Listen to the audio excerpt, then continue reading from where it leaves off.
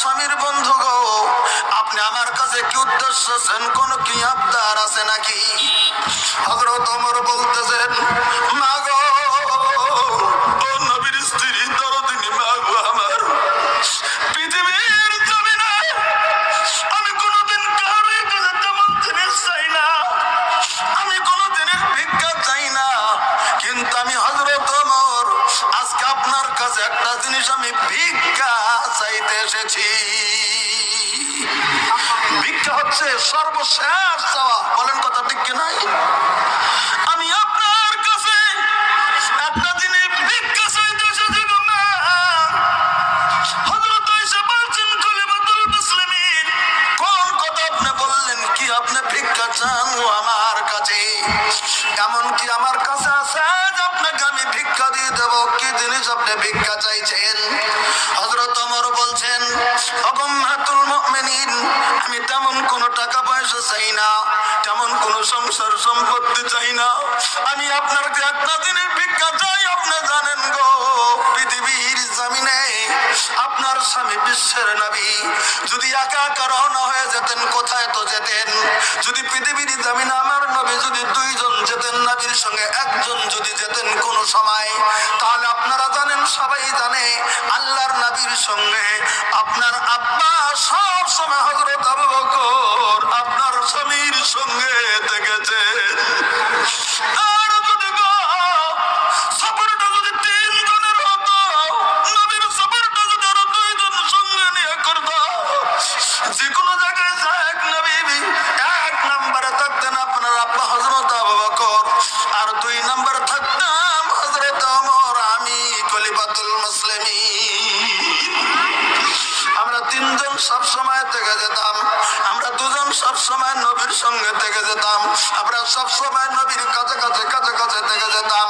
ও উম্মাতুল মুমিনিন গো, আপনার স্বামী নাই, আজকে আমার বিশ্ব নবী আপনার রুমের ভিতরে কবরস্থ হয়ে গেছে, আপনার বাবা আজকে নাই, হযরত আবু বকর আমার বন্ধু, আজকে তাকে কবরস্থ করা হয়ে গেছে। ও উম্মাতুল মুমিনিন, এটা পাস হয়ে গেছে, কেন আর কবর হবে না, মাত্র একটা কবর হবে, সেটা জায়গাটা আপনার নিজের জায়গা, নিজের জন্য বরাদ্দ আছে। ও উম্মাতুল মুমিনিন আয়েশা, আমি আপনার কাছে ভিক্ষা চাই, আমি যদি মারা যাই গো মা, এই আপনার যাই কবরের জায়গাটা আমি আমার জন্য ভিক্ষা চাই। আমি জমিনের ভেতরে যাই, আমি যদি মরে যাই, ও উম্মাতুল মুমিনিন, আমি আপনার বাবার পাশে আপনার স্বামীর সাথে যেমন দুনিয়ার ভিতরে দেখেছি, আমার মরণের পরে আমার কবরটা আপনার স্বামীর সঙ্গে থাকার জন্য আমি আপনার করলাম।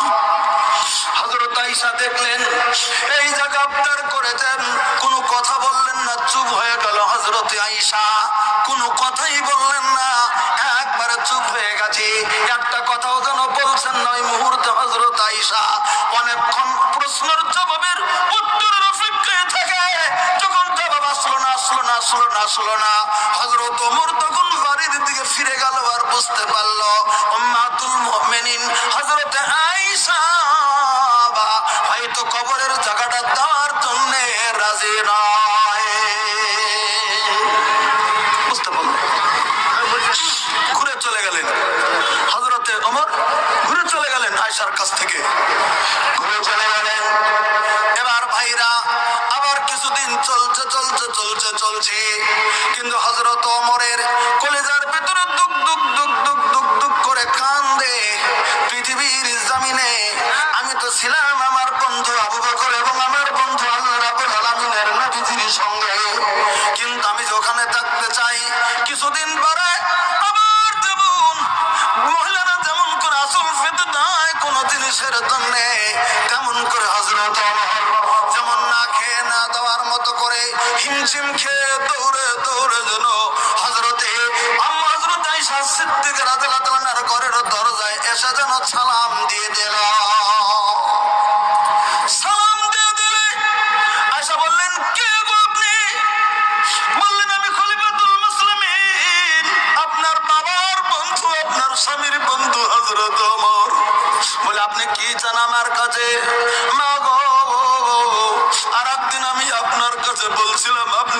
বলেন নাই, কিন্তু আমি বাড়িতে থাকতে পারলাম না। আমার যেমন কেমন কেমন ঠেকে, আমি কোন সময় বিদায় নিয়ে যাব পৃথিবীর জমি থেকে। আমি আপনার কাছে আর একটা বার ভিক্ষা চাই, তার চেয়ে আপনি কে দিবেন? হযরত আয়েশা দেখলেন, হায় হায়, একদিন আমি ফেরত করে দিয়েছি, কোনো কথা বলি নাই, আর একদিন আসছে আমার স্বামীর বন্ধু আমার কাছে, আমি আবার কি করব? তখন মনে মনে মনে মনে সিদ্ধান্ত করে নিজের জায়গাটাকে দান করার জন্য সবাইকে আলোচনা করে বলে দিলেন, আমার সাথী সঙ্গীরা যান, এখানে 3টা মাত্র কবর হবে আমার রুমের ভিতরে। একটা কবর হয়েছে আমার স্বামী বিশ্ব নবীর, আর একটা কবর হয়েছে আমার বাবা হযরত আবু বকরের, 3 নাম্বার কবরের জায়গাটা বাকি ছিল আমার। কিন্তু খলিফাতুল মুসলিমিন আমার বাবার বন্ধু, স্বামীর বন্ধু বারবার করে চায়, তাই আমার নিজস্ব জায়গাটা আমি হযরত ওমরের জন্য দান করিয়া দিলাম। হযরত আয়েশা দান করে দিলেন। হযরত ওমরকে বললেন, গো খলিফাতুল মুসলিমিন, যান যান যান, আপনি যদি চাইছেন আমার জায়গাটা আমি আপনার জন্য দান করিয়া দিলাম। সুবহানাল্লাহ জোরে বলেন। হযরত ওমরের তাই ওমর ইন্তেকাল করলে হযরত আবু বকরের সিনা বরাবর ওমরের মাথা দিয়ে বিশ্ব নবীর কাছে শুয়ে দেওয়া হচ্ছে। এখনো 3টা কবর মসজিদে নববীর মধ্যে পড়ে গেছে। আমার ভাইরা শুনে নেন কথাটা। আমি বলছিলাম আল্লাহ রাব্বুল আলামিনের নবীকে বললেন, নবী আমার দিনের নসিহত করেন আপনি দিনের নসিহত করলে মুমিনরা ফায়দামন্দ হয়ে যাবে। এবার নবী আছে মদিনাতুল মুনাওয়ারাতে, তাহলে দিনের নসিহত পৃথিবীর জমিনের ভিতরে কে করবে? এই প্রশ্নটা যদি করেন, as-সাহিহুল বুখারী, ইমাম বুখারী রাহমাতুল্লাহ আলাইহি তার কিতাবুল ইলমের প্রথম খণ্ডে দেওবন্দের ছাপা হলে ছাপা নাম্বার 16তে ওই যে কিতাবুল ইলমে প্রথম দিকে হাদিসটি এনেছেন। আল্লাহ রাব্বুল আলামিনের নবী বললেন, সাহাবা কেরাম শুনে রাখো, ইন্নাল উলামা হুম ওয়ারাসাতুল আম্বিয়া। এই পৃথিবীর জমিনে আল্লাহ রাব্বুল আলামিনের নবী বললেন, পৃথিবীর জমিনে যারা হাক্কানি আলিম, পৃথিবীর জমিনে যারা হাক্কানি আলিম, পৃথিবীর জমিনে যারা হাক্কানি আলিমা, পৃথিবীর জমিনে হাক্কানি যারা আলিম, তারাই হচ্ছে সমস্ত আম্বিয়া কেরামের ওয়ারিস। বলেন সুবহানাল্লাহ। তারাই দিনের মিশন পৃথিবীর জমিনের ভিতরে চালাবে, তারাই দিনের কথাগুলি মানুষের কাছে বলবে। এবার আপনারা কথাটা ভালো করে বুঝে নেন। পৃথিবীর জমিনে আপনারা অনেক লোক এখানে এসেছেন, মনে মনে মনে মনে যদি বলেন আমাদেরকে দিনের কথা বলার অধিকার আছে কি নাই, আমরা দিনের কথা মানুষকে বলতে পারবো কি পারবো না, আমরা দিনের কথাগুলি মানুষকে বুঝাতে পারবো কি পারবো না, আমরা দিনের কিছু নসিহত মানুষের কাছে বলতে পারবো কি পারবো না, এটাও আল্লাহ রাব্বুল আলামিনের নবী আজ থেকে 1450 বছর আগে আল্লাহর নবী নিজে সেটা খোলাসা করে গিয়েছেন। বলবেন কি আমরা পারবো না? কতটুকু এলেম শিখলে পারবো? হ্যাঁ, এবার শুনে নেন। আল্লাহ রাব্বুল আলামিনের নবী বললেন, ইমাম মুসলিম রাহমাতুল্লাহ আলাইহি মুসলিম শরীফের মুকদ্দমাত হাদিসটা লিপিবদ্ধ করেছেন। ইমাম মিশকাত রাহমাতুল্লাহ আলাইহি মিশকাত শরীফে কিতাবুল ইলমে 1 নাম্বার যেটা হাদিস, এই হাদিসটা এনেছেন। আল্লাহ রাব্বুল আলামিনের নবী বলেন, আমার সাহাবা কেরাম শুনে নাও, বাল্লিগু আন্নি ওয়ালাউ আয়া, আমার তরফ থেকে একটা নিদর্শন যদি পৃথিবীর জমিনের ভিতরে তুমি যদি জানো, ওই নিদর্শনটা, ওই কথাটা তুমি অন্যের কাছে পৌঁছে দাও। একটা দিনের কথা যদি জানো, একটা যদি নসিহতের কথা জানো, একটা যদি ভালো কথা জানো, একটা যদি শরীয়তের কথা জানো, ওরা তুমি অন্যের কাছে পৌঁছে দাও। তাহলে এই একটা দিনের নসিহত কে জানে না? একটা শরীয়তের কথা কে জানে না? একটা ভালো কথা কে জানে না? একটা দিনের নসিহত কে জানে না?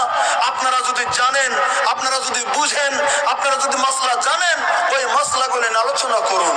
আপনারা যদি দিনের নসিহত জানেন, ওগুলি আলোচনা করুন।